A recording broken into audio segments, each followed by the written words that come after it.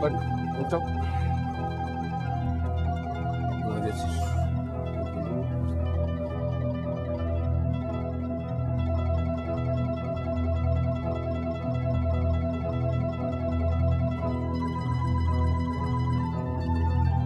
Os templários, ao longo do tempo, foram evoluindo, porque tomaram contacto na Terra Santa, onde era a sua sede.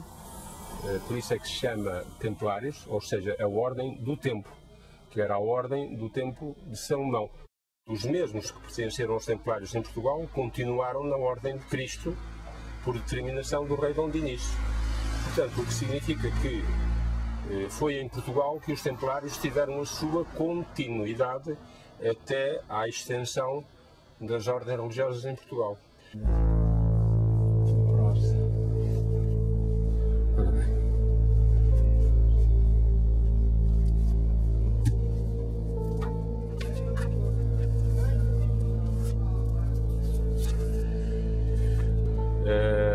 A Ordem dos Templários, em virtude da sua sede estar localizada na Palestina, em Jerusalém, eles, na altura, tiveram contactos com ordens místicas islâmicas e que essas ordens místicas islâmicas eram comuns, portanto, à mística da Kabbalah judaica e também a certas místicas do cristianismo.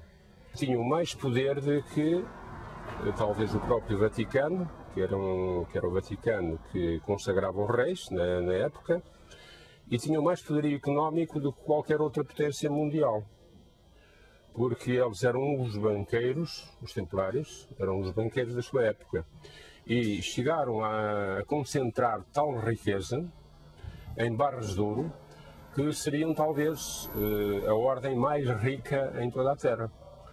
Mais ricos do que o Filipe Belo da França, e o motivo da sua extinção foi a inveja. Querer, tanto o Filipe Belo como o Papa, apoderar-se e confiscar os bens, dado que eles estavam, tanto uma instituição como outra, estavam em falência e tinham que ir buscar o vil metal, que era o ouro, arranjar um pretexto, não é? De que eles eram hereges, que cuspiam na cruz de Cristo, em Cristo, e que adoravam o Bof Mendes, que era uma figura diabólica. Cá em Portugal, o nosso rei foi mais inteligente, não é? E ficou com a ordem intacta, enquanto que em França eles foram perseguidos e foram queimados pela Inquisição, torturados, e na Espanha. Cá em Portugal isso não aconteceu.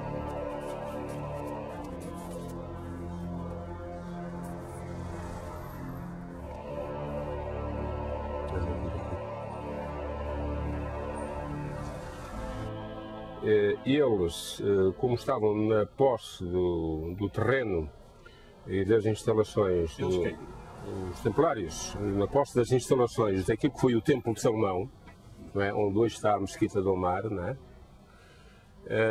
Aquilo está cheio de galerias, portanto, subterrâneas, ainda hoje existem essas galerias, em que eles teriam encontrado documentos muito secretos, entre os quais encontraram alguns que pertenceram a um tal Marcião, que deu origem a uma corrente gnóstica chamada marcionismo no primeiro século. E eles, através desse documento, e inclusive do próprio símbolo que era usado por Marcião, que era a cruz em espinhas, que era também comum a eles próprios. E eles foram encontrar muitas semelhanças com as doutrinas que encontraram nesses manuscritos, nessas grutas subterrâneas subjacentes ao templo. E os seus horizontes abriram-se no sentido de conceberem um cristianismo mais universal e de conceberem a religião num plano mais espiritual e não de luta fratricida.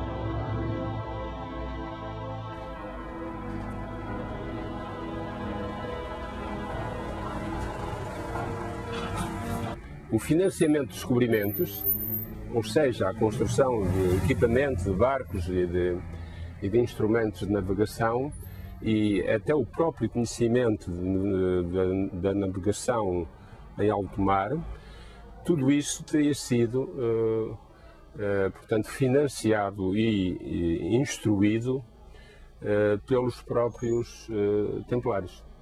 Eles, a partir daí, criaram um conceito de cristianismo mais universalizado do que o da própria Igreja Católica Romana.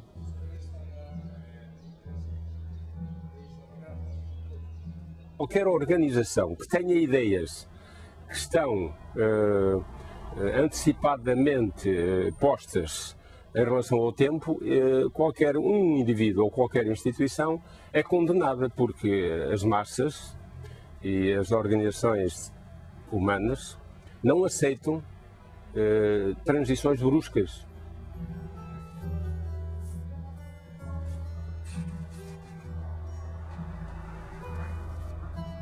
Adiantados, provavelmente, 1000 anos em relação ao tempo. E os conceitos que hoje são aceitos de diálogo e de entendimento, eles os propunham já nessa época. Portanto, eram indivíduos que estavam fora do tempo. Hoje, o indivíduo que tem mais visões, é mais ecuménico e é mais plural e é mais tolerante, é aquele indivíduo que viaja muito e que pode comparar as várias civilizações e os valores que existem em cada civilização.